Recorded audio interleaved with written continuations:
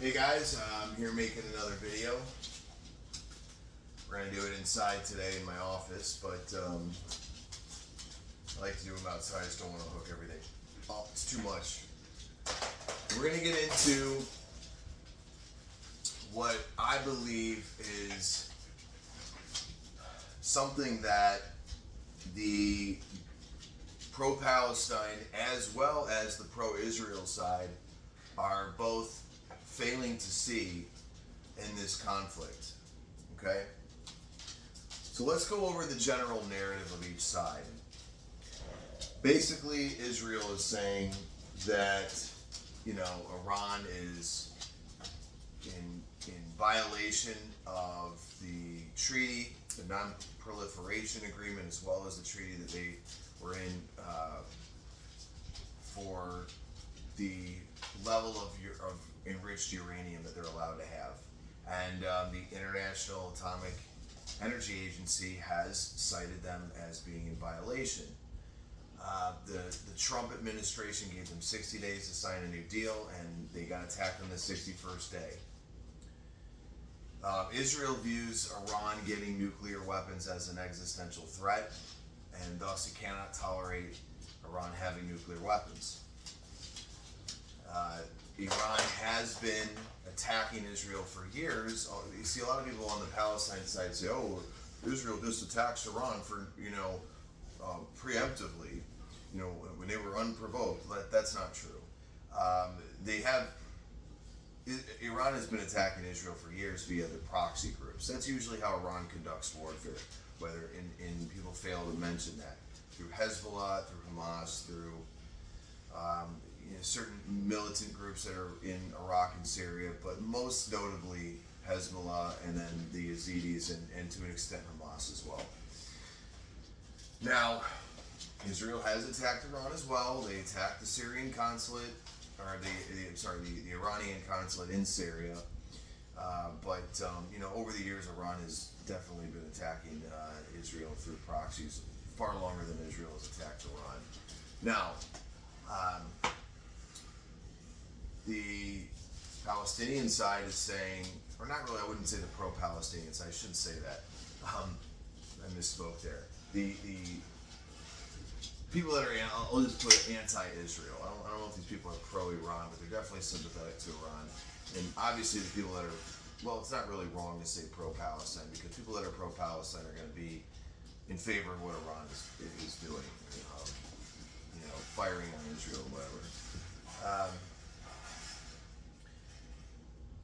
Their argument is, Israel's been saying that Iran is weeks, months away from making an atomic bomb back to 1996, which is true. Netanyahu has said that is absolutely true. They will say that, Israel has nukes, even though they've never confirmed it, but it's widely believed they probably have nukes. And so if Israel's a nuclear power, why can't Iran be a nuclear power? They will say that, this is just a way for Netanyahu to shift the blame away from all the human rights violations he's being accused of conducting in the Gaza war, and to shift the attention away from Palestine but to Iran. They'll say that Israel wants to get the United States involved so that they can enact regime change. Israel probably does want that. That's not untrue. But really, what this video is going to be about is why America is they're somewhat involved, right? I mean, to an extent, but why America could get further involved in this conflict, okay? Now, the Palestine side, or the anti-Israel side, will say that America is controlled by AIPAC and Israel, and they're being Trump is beholden to Israel based on special interests and campaign contributions, most notably from the Adelstein family, Miriam Adelstein, who donated, I think, $100 million to him. And, he has, conflicting interests that he has to uphold that don't necessarily coincide with what's best for America. That's what they'll take, and are there certain things that could be said that are true about those statements? I mean, yeah, does AIPAC have a lot of influence in our foreign policy? There's no doubt that they do. That's not an unfair statement. The pro-Israel side will say, look, Iran has made 2 attempts on Trump's life. They have a long history of attacking our U.S. bases.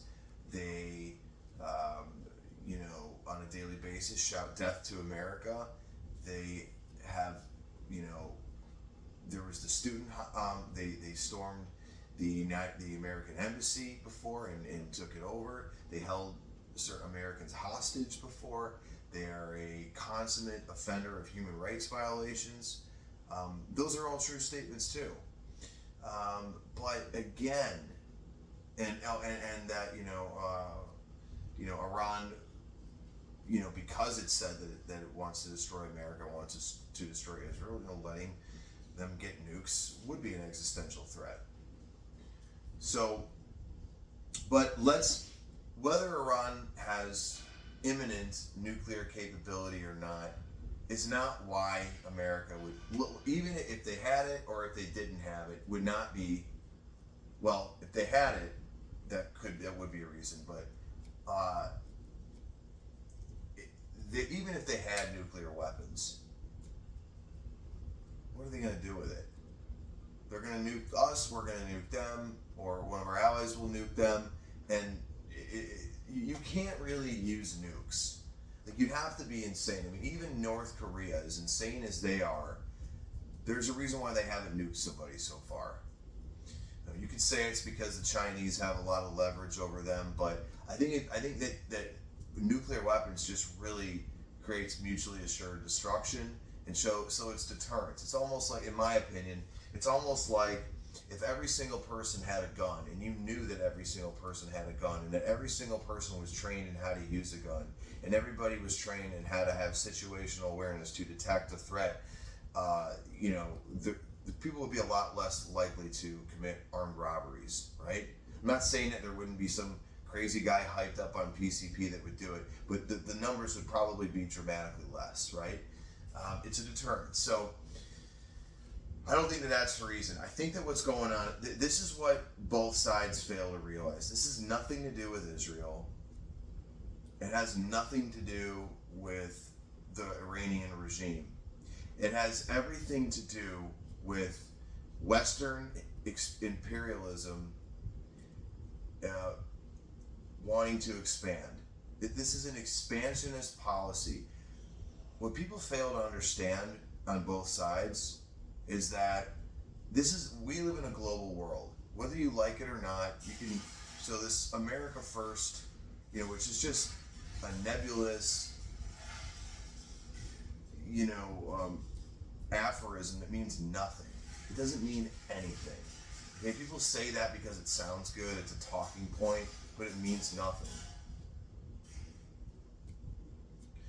So what's going on is that, look at what happened. Look at the events that just happened before Israel hit Iran. Trump went to the Middle East. He didn't visit Israel. He visited Saudi Arabia, UAE, Qatar, I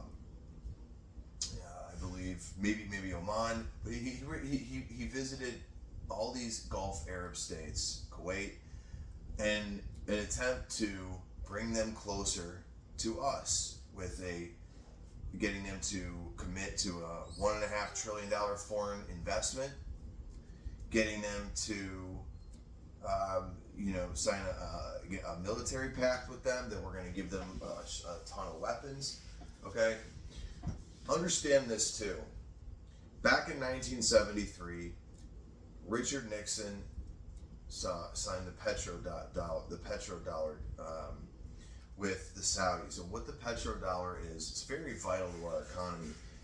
The petrodollar essentially means that it was a deal. 1 second, please.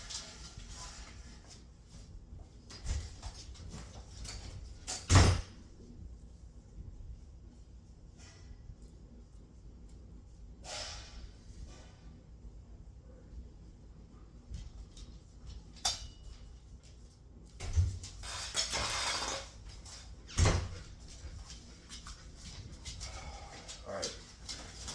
The petrodollar was an agreement in which the United States promised to send military aid to Saudi Arabia in exchange for exclusively selling their oil in denominations of dollars. Okay. Now, the United States already had the world reserve currency, and so they could run up they had the exorbitant privilege of being able to run up, an endless deficit that would have caused massive currency devaluation if they didn't have that status, and that only enhanced it by having the petrodollar. Okay, because now all these other countries have to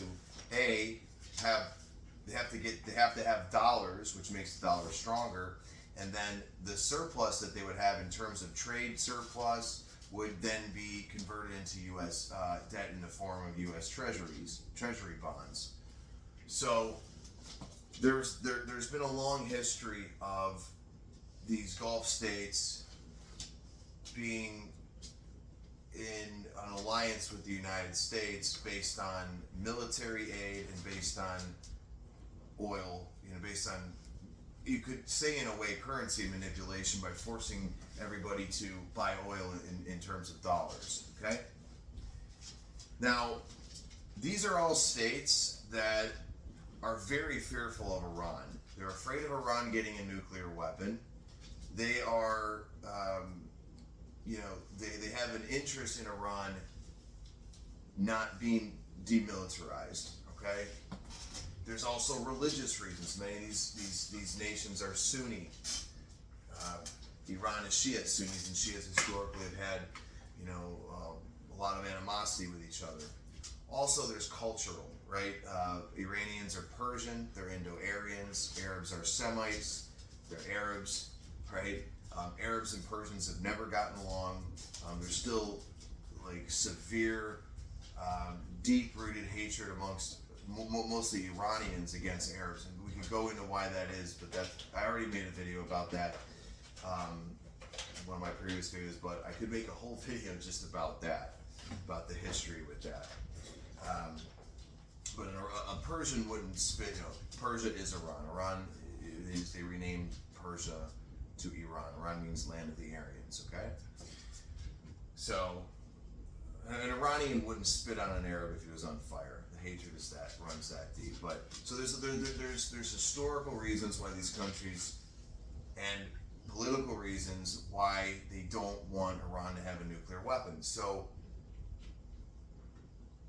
that happened.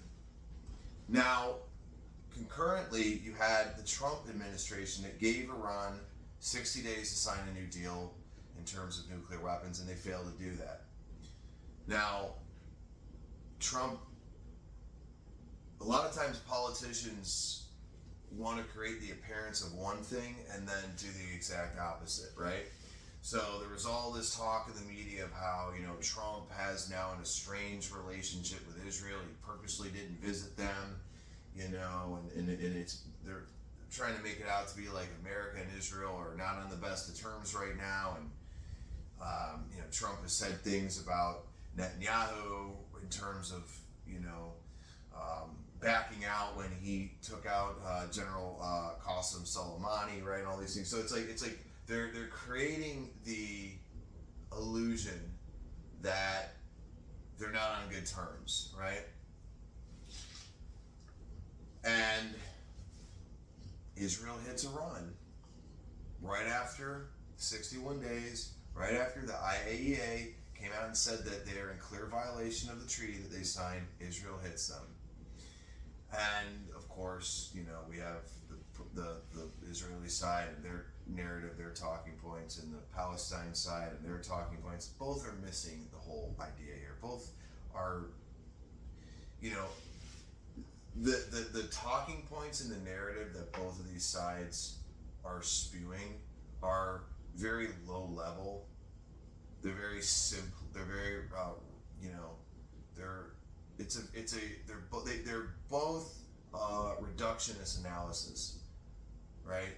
The analysis are very reductionary, meaning they're taking something that's extremely complex and trying to make it more simple than it really is, because it has nothing to do with the regime.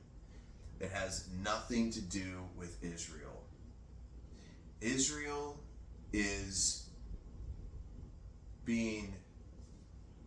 playing their part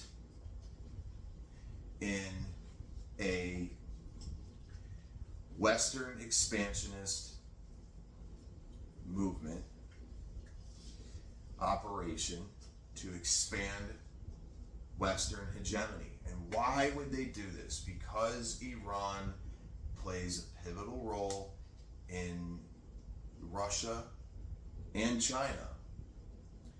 And China has, over the years, had an increased influence in the Middle East.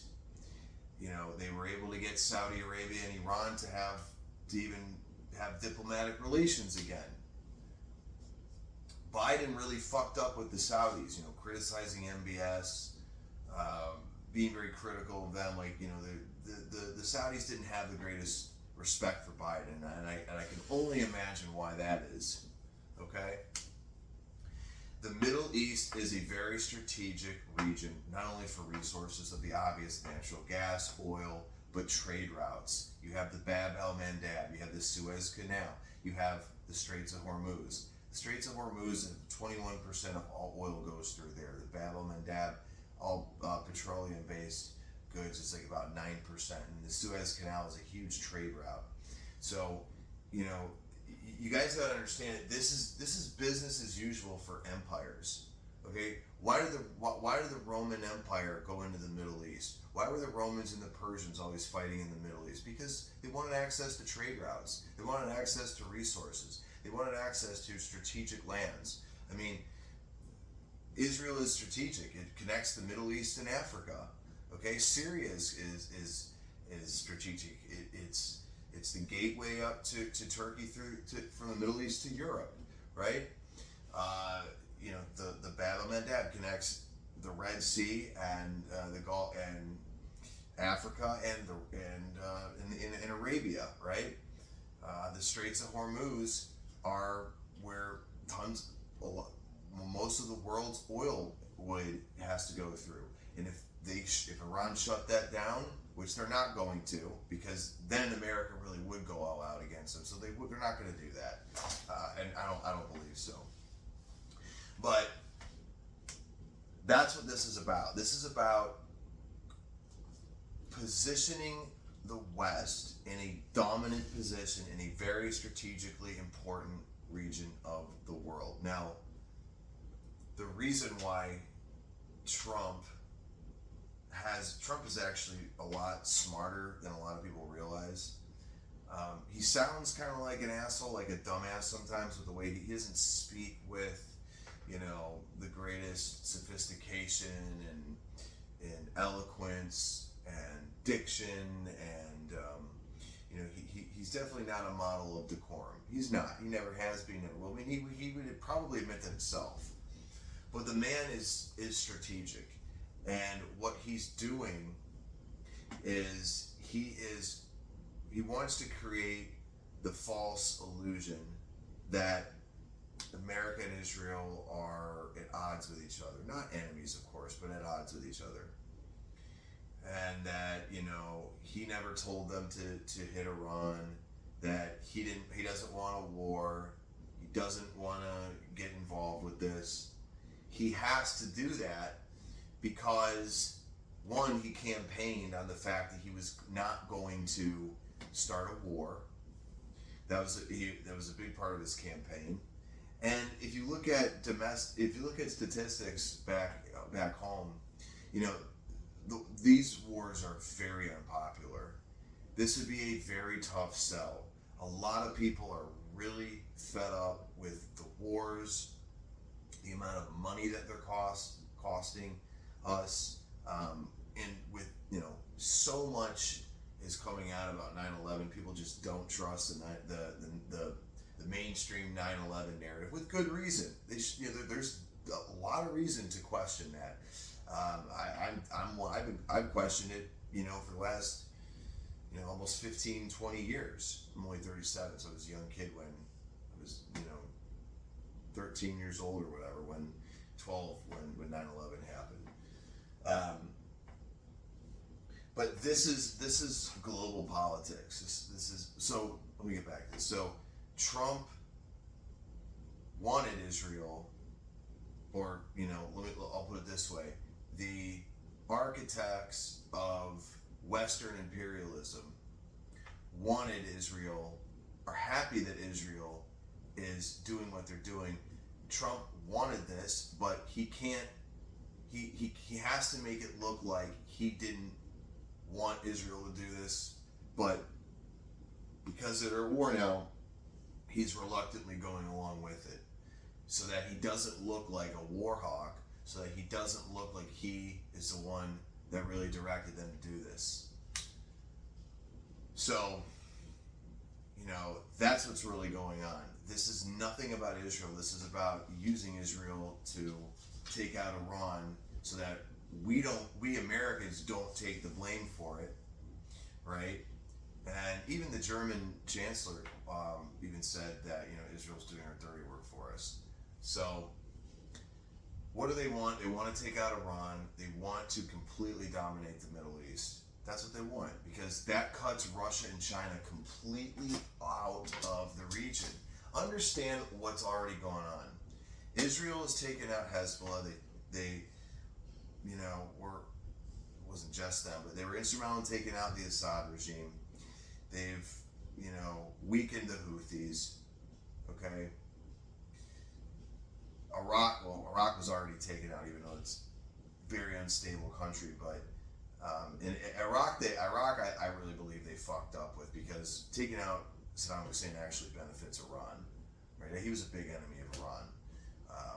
I think they fucked up there, but they did but see, they don't really care. See, that's what you got to understand. It's like they don't want, when they want regime change, they just don't want regimes that are against them. If they're unstable and they're constantly killing each other and fighting, they don't give a shit. They're actually happy, because it's easier. When a nation is divided, a nation that is divided is hard to rule but easy to conquer. A nation that is united is harder to conquer but easier to rule. All right? And so that's important to understand. So, look, Iran is very important for Russia. They were selling a lot of their drones to Russia. They're very important to China. China is the biggest importer of Iranian oil in the world. So, you have to understand that they have a military alliance. They're in BRICS together. They are aligned because they have the same enemy, which is America and the West. And like I said in my previous video, a nationhood survives not because it is ideal, but because it is the least pernicious of all the alternatives. The West is flawed. We are definitely on decline. We are having moral decadence rampant through our culture, with the breakdown of the family, and and the trans bullshit, and the attack on masculinity and the attack on traditional values, right? Like we're in decline. But with all of that, despite all of that, I think that we'd have to agree, if we take a step back and really look at this through a sober lens, that despite all of our flaws and despite how screwed up our country is, we're still a hell of a lot. I still think that any rational person would rather live in the United States of America than under the Chinese Communist Party, or in Russia, or in Iran, or in North Korea or Venezuela or Cuba, right? So, I get it. It is they're lying and they're misleading people and they're with Iran's gonna get a nuclear weapon. It probably is bullshit. I don't know. I don't know. I'm not. And the reason I say I don't know is because I'm not in the right circles and rooms as none of you are either. Candace Owens or Dave Smith or Douglas Murray or Piers Morgan or people on both sides. None of you guys are in the right circles or in the right rooms to really know truly what's going on. You guys have an opinion and you're trying to push that. And you've taken a stance, you've taken a side, and you're going all in for your team. And I don't have a team, other than the fact that I do believe that the West is the better option because I think that despite all of its faults, it has more freedom, more personal liberty, and a higher quality of life than these other countries that are ruled by authoritarian regimes where they don't have the freedom of speech, they don't have the freedom of assembly. I mean, the last three demonstrations against the Iranian regime were cracked down very violently. Okay, I don't think it's going to go too well if you say that Xi Jinping is a piece of shit in China. Anybody can say anything they want about Trump, and it's fair game because we have freedom of speech. And I'd rather live in a country like that, despite all its flaws. So that's why, I don't support. I wish that we didn't have to have a war, but this is the world we live in. We're living in a really a continuation of the Cold War. That's all this is. The Cold War never really ended. The Soviet Union ended, but a conglomeration of independent nation states has really taken up the fight, and that's China, and that's Russia, and that's Iran, and that's North Korea, Venezuela, Cuba, and there's some others in Africa, but those are the main countries, right? Those are the main ones. So that's why we're at this war, and America has had a long plan going back decades. With a plan to topple 8 regimes, and they wanted to do it, I believe, 5 or 6 years.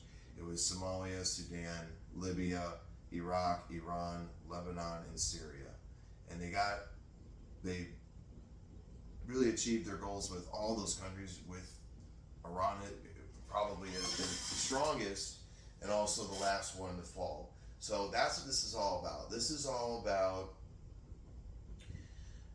This is an expansionist policy of Western imperialism to remain the hegemonic leader in a increasingly multipolar world where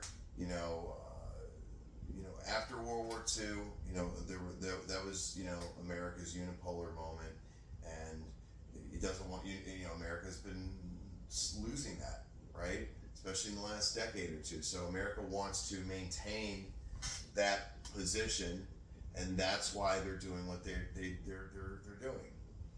And so the danger of this is that I believe if America gets involved in a meaningful way, and what I mean by meaningful is more of an offensive way, if they if they hit the nuclear reactor sites, facilities that they have in Fordo, which is located with about half a mile on the side of a mountain, they're going to have to use the bunker buster bombs with the B-2 aircraft carriers. And if they do that, then that will completely take out Iran's nuclear capabilities, and that could set off a world war. That could get China involved. I don't really think that Russia's a concern. I think it's more China that might do something. I mean, it's yet to be seen. But understand, Russia's already bogged down in a war with Ukraine. This was the perfect. If I'm looking at this as a strategist, purely strategy, take the morals, take the ethics, fuck all that. Look at it as a dispassionate, emotionless, pure strategist, this would be the perfect time to hit Iran. And that's why I believe that this was planned. This was absolutely planned, and Israel is just doing its part, but they're one of many players that are involved in this plan. And it's not just America either, it's Europe as well. They have to maintain a posture like they don't approve of what Israel's doing because they want plausible deniability that they were the ones that planned this. And that's what both sides miss, because both sides are really reacting emotionally, and they're both missing a huge piece of what this is. This is nothing to do with regime change. Maybe for Israel would want regime change. America doesn't really care. As long as they're neutered, submissive, and weakened, and impotent, and and obedient, they'll let the Ayatollah live. That's why Trump didn't nix the possible hit on the Ayatollah, because he doesn't really care. He also doesn't want a bigger reaction from Iran. If Trump could have his way, Iran would just go to the negotiating table, sign a humiliating agreement that would make Trump look like he was tough on them, and he got them to sign a humiliating agreement, and it would be a political win for Trump. He could campaign on the fact that he kept his word and averted a would-be catastrophic war, and have a huge political victory. And so, it's almost similar to how he dealt with the tariffs, right? He put massive tariffs on these countries because his strategy is put maximal pressure, then get them back to the negotiating table, get them to sign a favorable deal, then take the tariffs off. So it's like, let's have Israel hit. I mean, this is just a theory I'm positing. Let's have Israel hit Iran, take out a third of their ballistic missile launchers, kill 9 of their top nuclear scientists, the head of the IRGC, the head of the joint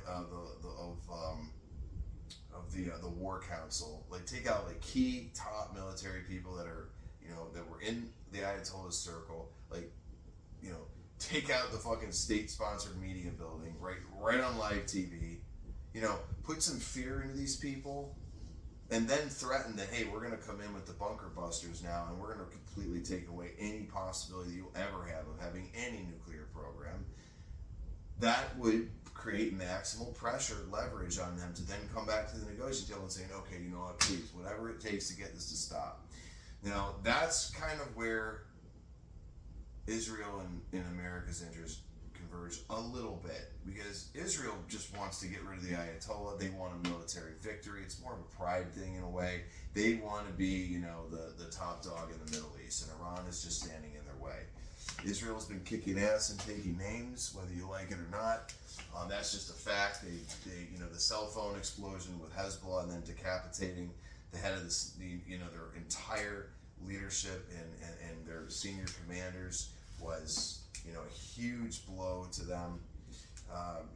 Basically killing all the top brass in Hamas, getting the Assad regime toppled, and weakening the Houthis. I mean, they've been like I said, on a roll. But I don't think Trump really is hell-bent on getting rid of the Ayatollah. I think he just wants them to play ball, right? It's in my own personal opinion is I hope it does not come to where we kill the Ayatollah, because if you really want true regime change, it has to come from within, I believe.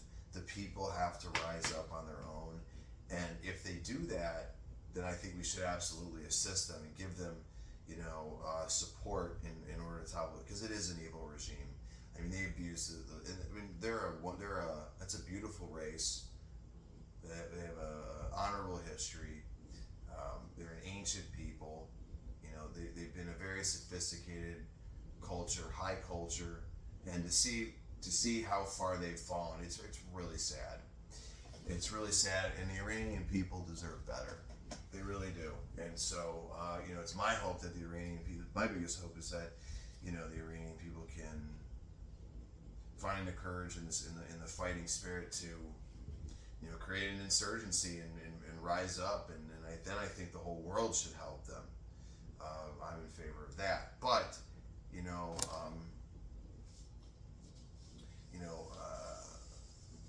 externally taking out the leadership there may backfire. That may very well turn into another Iraq, which we don't want. Well, they may not want. They may not give a shit, but I personally wouldn't want that for the Iranian people. But that's what this is about, and I hope that this made people think a little bit deeper than just, the bifurcation of these two camps, the pro-Palestine, the pro-Israel people, because I think that they're both missing a crucial perspective to this, and I hope that I was able to at least get people to start asking better questions, because the better questions you ask, the better answers you're going to get. So with that being said, it's late, I got to get to bed, but I wanted to make this video, and I'm out. See ya.